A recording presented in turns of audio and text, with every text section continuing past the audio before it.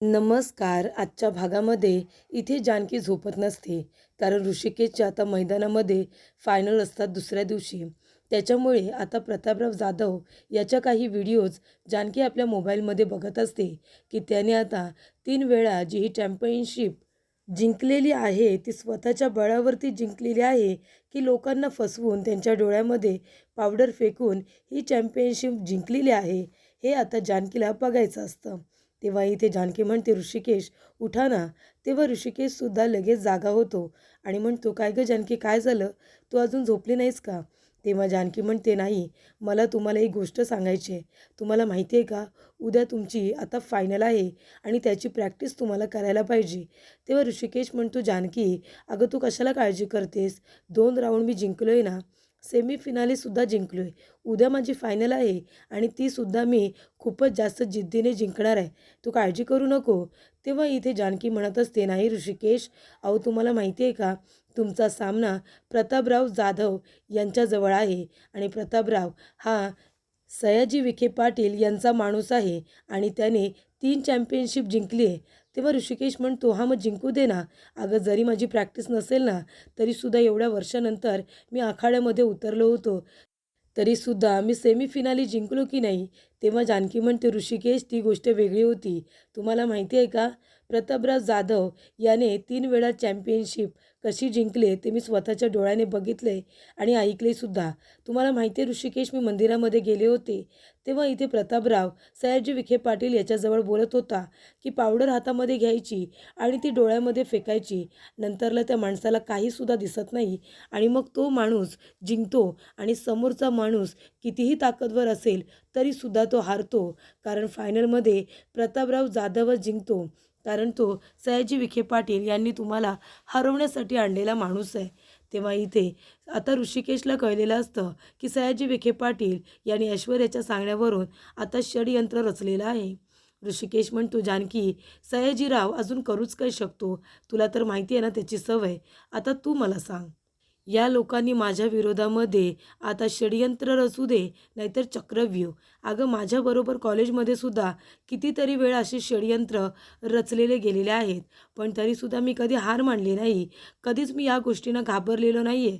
मी कितीही संकटांना इथे सामोरं जाऊन मी माझी लढाई लढतच आलो आहे ना.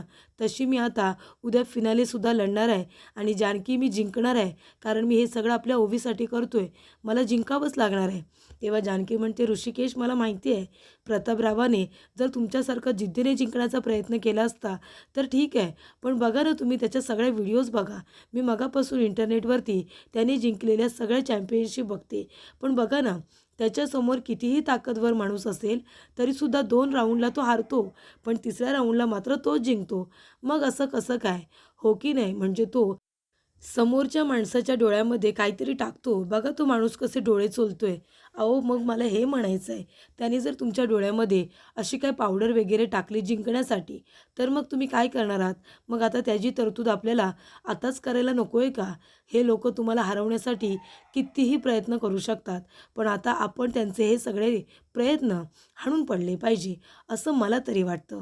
तेव्हा इथे ऋषिकेश म्हणत असतो, "जानकी, अगं बघितलंस ना, हा माणूस बघ डोळे चोलतोय." तेव्हा जानकी म्हणते, "ऋषिकेश, एक्झॅक्टली मला तुम्हाला हेच सांगायचं आहे. तो माणूस बघा कसे डोळे चोलतोय. मग त्याला आता इथे अटॅकसुद्धा करता येत नाही आणि त्याला डिफेन्ससुद्धा करता येत नाही आहे. आणि मग इथे आता प्रतापराव जाधव हाच जिंकणार आहे. कारण का समोरचा माणूस कितीही ताकदवर असला आणि जर त्याला दिसतच नसेल, तर तो कसा काय जिंकणार आहे? तुम्ही सांगा बरं." तेव्हा इथे ऋषिकेश म्हणतो, "जानकी, मला कळतंय तुला काय बोलायचं आहे." तेव्हा जानकी म्हणते, "मला दुसरं काही करायचं नाही आहे.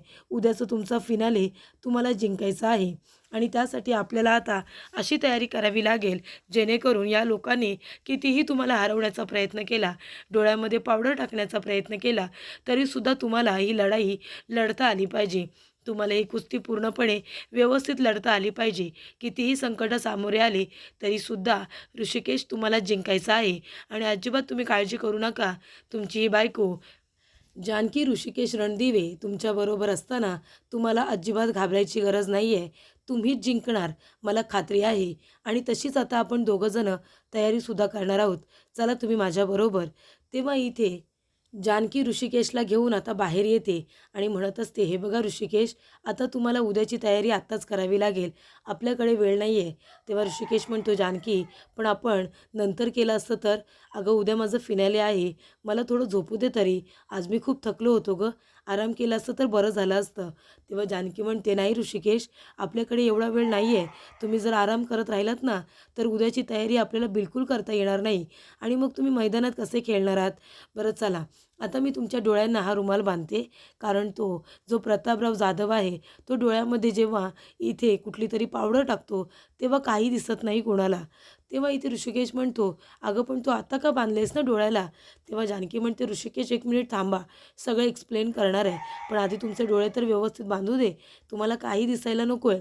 तेव्हा इथे जानकी म्हणते, बघा त्या जर प्रतापरावने तुमच्या डोळ्यामध्ये जर अशी पावडर वगैरे टाकली तर तुम्हाला अटॅक करता येणार नाही आहे, नाही तुम्हाला डिफेन्स करता येणार. मग तुम्ही आता कसं कळणार तुम्हाला की तुमच्यावरती अटॅक होतो आहे की नाही. मग आता एक काम करायचं, तुम्ही आजूबाजूला तुमच्या काय आहे ते मला सांगा बरं.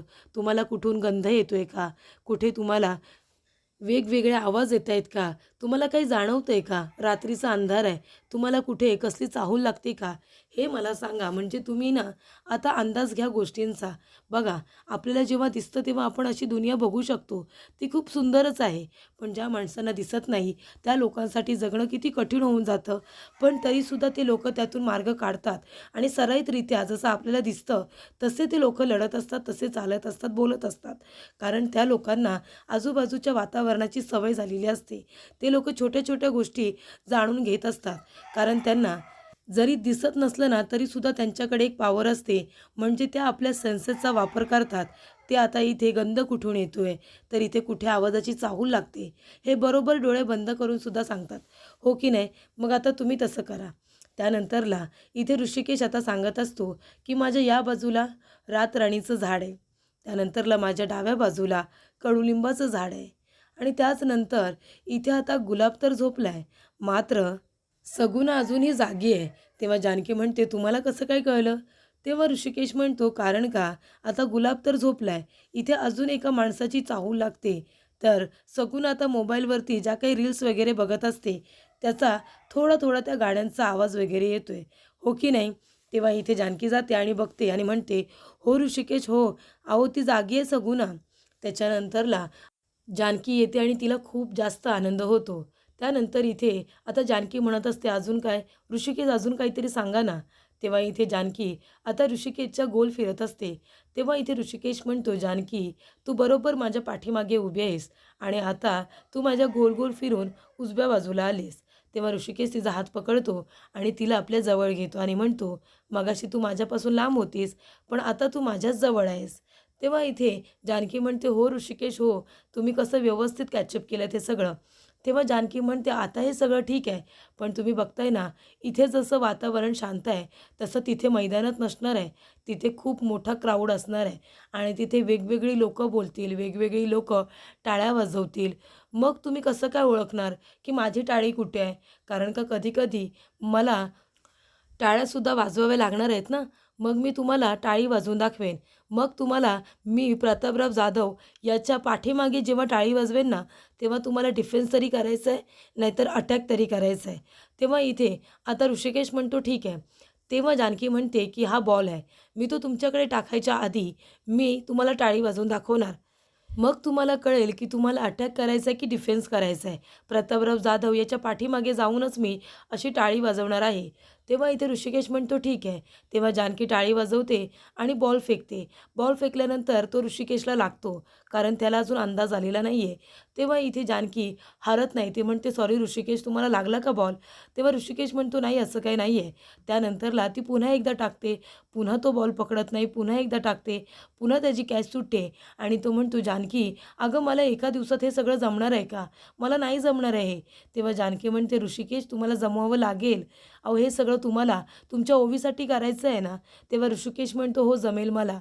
आणि इथे ऋषिकेश म्हणत असतो की मी जमवेन, माझ्या ओवीसाठी मला ही स्पर्धा जिंकायची आहे.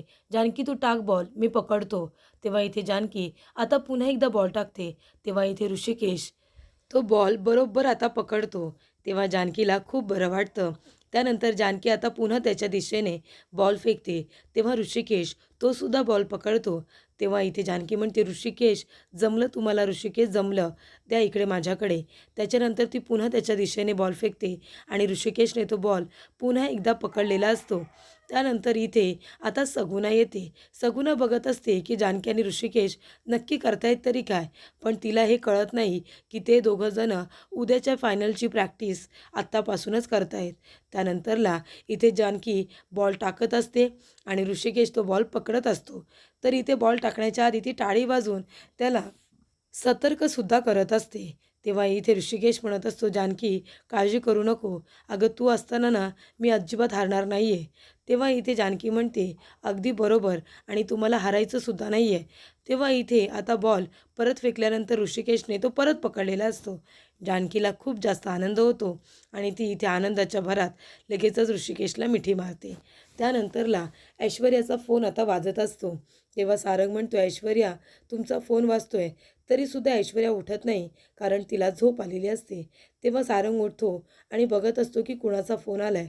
तर त्या मोबाईलवरती आता खबरी असं नाव येत असतं. तेव्हा सारंग ते नाव वाचतो आणि म्हणतो, खबरीचा फोन, हा नेमका आहे तरी कोण? तेव्हा तो घाबरतो आणि ऐश्वर्याला आवाज देतो आणि म्हणतो, ऐश्वर्या उठा ना, ऐश्वर्या, अहो कुठल्या तरी खबरीचा फोन आहे, खबरीचा. तेव्हा ऐश्वर्या घाबरते आणि लगेचच जागी होते, कारण खबरी म्हणजे सगुणा. तिला माहिती असतं, पण सारंगला माहिती नसतं की सगुणाने फोन केला आहे आणि तिचं नाव तिने खबरी असं मोबाईलमध्ये सेव्ह ठेवले. तेव्हा इथे सारंग म्हणतो, अहो बघा ना, कोणतरी खबरी आहे. तेव्हा ऐश्वर्या म्हणते, खबरी नाही सारंग, खॅबरी, खॅबरी आहे ती. ती परदेशात असते ना, तिने फोन केला आहे मला गॉसिप करायला. तेव्हा सारंग म्हणतो, पण एवढ्या रात्री?